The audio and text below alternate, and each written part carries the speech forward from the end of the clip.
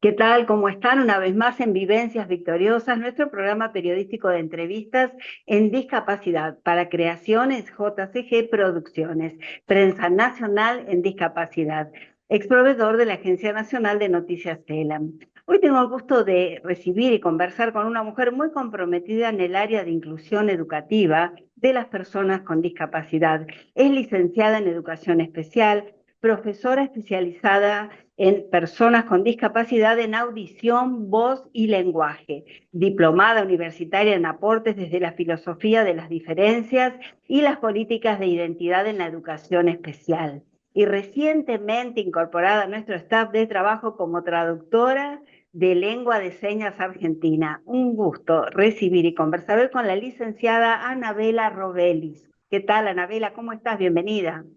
Gracias, Mónica, linda bienvenida que me acabas de dar. Agradecida y súper contenta, muy expectante por lo que se viene. Así que muchas gracias por la presentación. No, al contrario, los agradecidos somos nosotros y también muy contentos y celebramos que seas parte de este equipo. Bueno, quería ya comenzar preguntándote, consultándote, ¿cómo fueron tus inicios? ¿Cómo es eh, podemos decir, especializarte en estas áreas de las personas con discapacidad, la sordoceguera? También sé que tratas el tema de la voz, el lenguaje, en fin, que vos nos vayas comentando un poquito acerca de tu propia historia. Sí, te cuento un poquito. En realidad yo empecé estudiando medicina. La medicina viene de toda la vida. El estudio por el tema de salud, viste, esta cuestión del ayudar al prójimo. eh, y bueno, cuando yo estuve haciendo mis estudios secundarios en una escuela muy reconocida acá de Buenos Aires, que es el Mariano Acosta, teníamos un proyecto muy lindo que tenía que ver con ayudar a escuelas de frontera.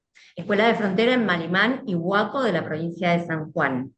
Eh, no obstante eso, en esas épocas de 1990, en toda la parte de los 90, la escuela tenía un proyecto muy lindo de inclusión. Entonces habían distintos estudiantes con alguna condición en su motricidad, o sea, usuarios de silla de ruedas, estudiantes con cuestiones visuales o ciegos, pero yo veía que no existían, habían chicos con síndrome de Down, pero no veía ninguna persona sorda. Esa fue como el bichito que a mí me picó para decir por qué las personas sordas no están incluidas en una escuela como la nuestra, ya que tenemos tanta variedad y tanto respeto por la diversidad, no habían personas sordas. Te estoy hablando cuando yo tenía 13, 14 años. Continué mis estudios, empecé a estudiar medicina, yo quería ser otorrinopediatra, todo lo que es relacionado con el oído, Ujú. pero me daba cuenta que si era médica, realmente no iba a tener la conexión y el vínculo que se necesitaba o que yo necesitaba en ese momento tener con mis pacientes con alguna problemática en la audición o en el lenguaje. Y era la visita al control médico y nada más. Entonces me enteré que existía un profesorado y me metí a hacerlo. Pero en la época que yo estudié el profesorado de educación especial, estaba parado sobre el paradigma médico. Entonces, nuestro título, en realidad mi título oficialmente es profesora especializada en discapacitados de la audición, voz y lenguaje. Que esto hoy con la nomenclatura y el tipo de paradigma social en el que estamos parados, la realidad es que hay que modificarlo, ¿no? Nobleza obliga, hay que modificar porque se antepone a la persona como sujeto de derecho antes que la problemática de salud y las barreras que lo ponen en situación de discapacidad. Todo lo que tiene que ver con sordera, terminé de estudiar rapidísimo, me tuve que ir a Mendoza a hacer la parte de la licenciatura en terapia del lenguaje en la Universidad de Cuyo y ahí conocí a mi actual marido, que es profe de lengua de señas, era mi profesor en el taller de lengua de señas en la universidad, me enamoré y continué con todo el tema de los sordos. No tiene nada que ver solo la parte de estudios, sino a mí me toca muy de cerca y en lo personal toda la lucha que tiene que ver con la comunidad sorda. No obstante eso, dentro de la comunidad sorda, y es muy nuevito todo, hay varias personas con síndromes asociados que afectan a la visión. Y como todavía no hay un dispositivo realmente armado a conciencia, uno se tiene que formar. Tenemos el Instituto Superior del Profesorado de Educación Especial, el ISPE, en Urquiza, en Villa Urquiza, que nos da una diplomatura, pero esa diplomatura se cerró. fueron 2 o 3 cortes, no más de esa, que yo salí de la primera con la preparación para atender a estudiantes con sordoceguera y discapacidad múltiple. No obstante eso, yo continué con mi formación en Perkins, que es una academia de Estados Unidos, especialista en sordoceguera y discapacidad múltiple, para continuar, digamos, ayudando, educando, enseñando a estos estudiantes que presentaban más desafíos que cualquier otro que tuviese solo el sensorio de la audición afectado. Así que bueno, es como un recorrido que me fue llevando para este lugar, y además estoy casada con una persona sorda. Qué interesante y qué rica tu formación y cómo te fue llevando ese interés que prácticamente de niña, porque eras, bueno, de adolescente, muy jovencita, nació. Y bueno, y tu presente laboral o lo que nos quieras comentar acerca del hoy, digamos, ese recorrido maravilloso, cómo te fuiste formando y sin duda sé que seguís en en esa línea, en ese camino. Sí, tal cual. Bueno, en mi recorrido he tenido la oportunidad de vivir, bueno, una vez que me caso, viví muchos años en Mendoza y en San Juan, e hice escuela en esas dos provincias. El interior, la realidad es como todos dicen, esta frase cliché de que Dios atiende en Buenos Aires, y eso es real. Entonces uno no tiene las herramientas, los instrumentos y los dispositivos a disposición para poder generar cambios muy profundos, ¿sí? Y todo tiene como sus tiempos. Acá es todo rápido, pero en el interior del país, en nuestra Argentina profunda, realmente es todo a pulmón, es poner cuerpo, es poner incluso hasta tu sueldo a disposición de tus estudiantes. Pude hacer escuela en San Juan y en Mendoza, en escuelas de educación especial. He ido a capacitar a La Serena, a Chile, con respecto a inclusión educativa en lo que es nivel universitario, con personas sordas, con la figura del intérprete dentro del aula. Se hizo la primer prueba de piloto en cuanto al intérprete de lengua de señas dentro de lo que era escuela primaria común en esa época, te estoy hablando hace 25 años atrás, que no existía esto de la inclusión, que hoy se habla tanto. Era la integración con el acompañante, y si la escuela reunía las características, o mejor dicho, si el alumno Mm. reunía las características que la escuela solicitaba. Nosotros hablamos de inclusión, no ponemos el foco en la persona que trae el diagnóstico, sino que ponemos el foco en todo el resto como sociedad, para conocer cuáles son las barreras que están impidiendo la inclusión real de esta persona, cuáles son las necesidades específicas que tiene, y cómo adaptar nuestro contenido para que esta personita que va a incluirse en nuestra escuela como estudiante tenga la posibilidad de aprender como cualquier otro, ¿no? Contemplando estas diferencias y respetando su singularidad ante todo.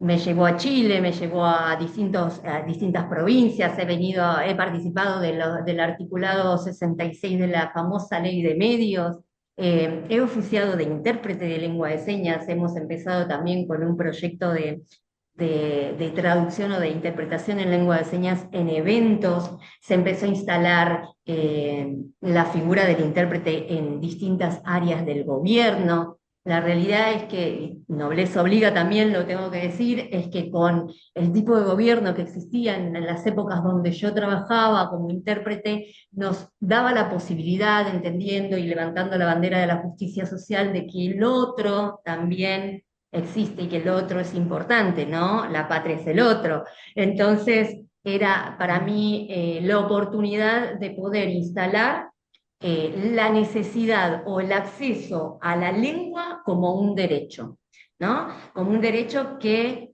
hasta el momento a la comunidad sorda como minoría no se la había tenido en cuenta. Es más, te cuento que hace 2 años atrás se aprobó una ley reconociendo la lengua de señas. Justo en los últimos Sí, momentos de Cristina, dentro del claro. Parlamento, del Congreso, fue cuando se dio la aprobación de esta ley.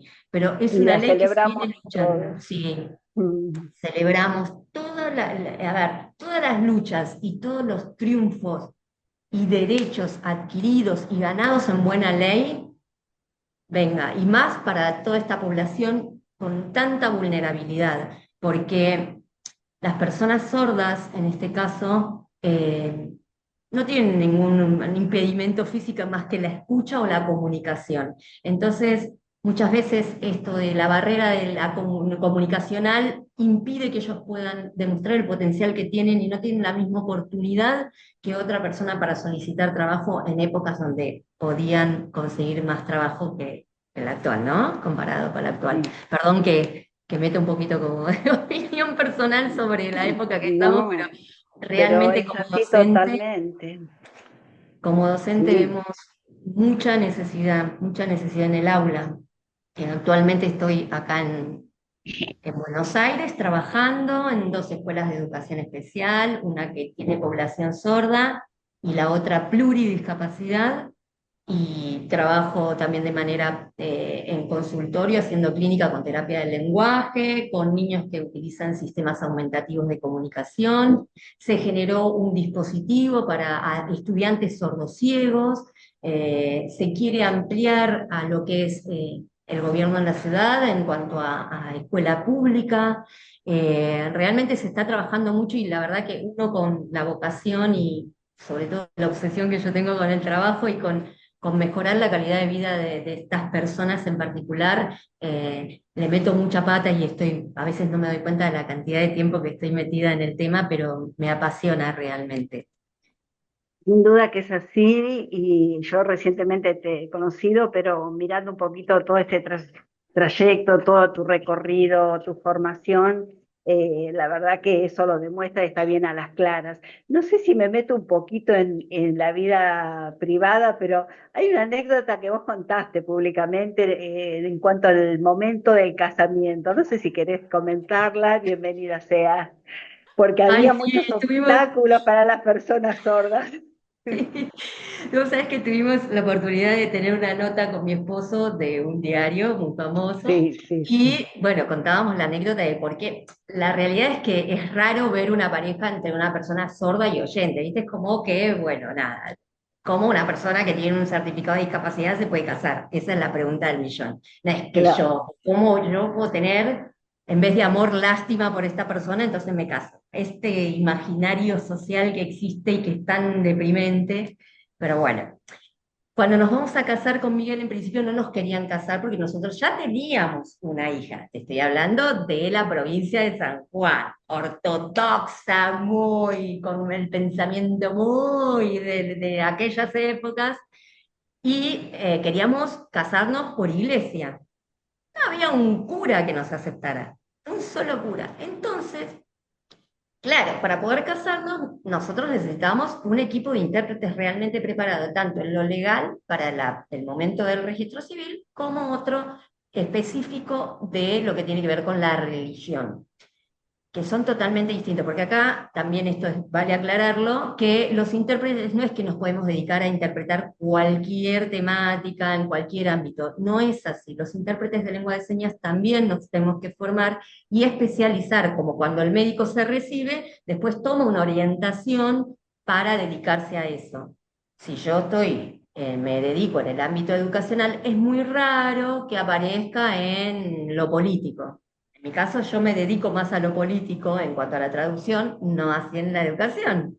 En la educación soy maestra, los roles se confunden. Entonces, cuando hay que traducir algo que tiene que ver con política, ahí estoy traduciendo. Pero en la escuela mis manos tienen que ver con la didáctica.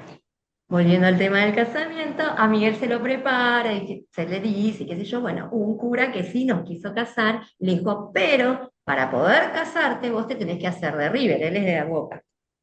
No, no, que no sé qué, no sé cuánto, bueno. Y te voy a contar una cosa, acá cuando uno dice, puede besar a la novia, no se puede dar un beso en la boca, se tiene que besar en la frente. Y era un chiste, pero esta inferencia que uno hace en el lenguaje oral, esta entonación, esta musicalidad, que uno entiende que viene por un chiste, o sea que es en definitiva un chiste, él no lo tiene, porque al no percibirlo auditivamente, él entendió que era así. Entonces, hacemos los votos, nos terminamos casando y el cura dice, puede besar a la novia. Y él me agarra la cara y me da un beso en la frente. Y yo queriendo darle un beso en la boca y no podía. Ahí nos dimos cuenta que hubo una barrera en la comunicación, más allá de que quedó como una anécdota del casamiento, hubo una barrera real en la comunicación.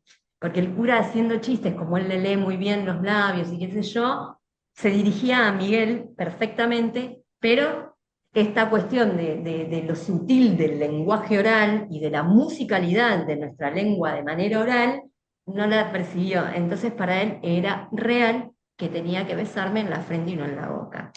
Claro, literal. Ay, te agradezco tanto que nos hayas contado, porque es una manera también de conocerte un poquito más y bueno, entrar, meternos un poquito en tu vida personal.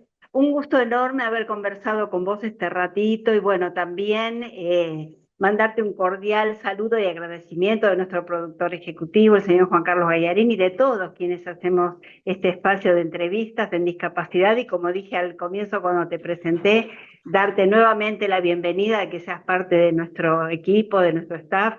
Y bueno, ya contamos entonces con la intérprete de lengua de señas argentina, la licenciada Anabela Robelis. Muchísimas gracias y hasta cualquier momento. Hasta la Gracias, próxima. gracias a ustedes, Mónica, muchas gracias, muy amable y muy tierna para hacer las preguntas, así que agradezco mucho, tanto a vos como al resto del equipo y a Juan Carlos, por Gracias. supuesto, por tenerme en cuenta. Gracias a vos y un saludo y un cariño muy especial a tu gran familia también, ¿eh? Gracias, Hasta Mónica, la empezamos próxima. bien. Hasta pronto. Gracias, gracias. Chao. Adiós. A nuestros amigos y amigas les recordamos que nos encuentran en YouTube, donde encuentran la entrevista completa. Allí pueden suscribirse, poner me gusta, compartir el material para su información y difusión. Nos encuentran como JCG Discapacidad Nacional. También estamos en TikTok e Instagram, donde nos encuentran como @JCG Discapacidad Nacional. Allí están los segmentos informativos de 3 minutos de interés nacional. Muchísimas gracias y será hasta la próxima.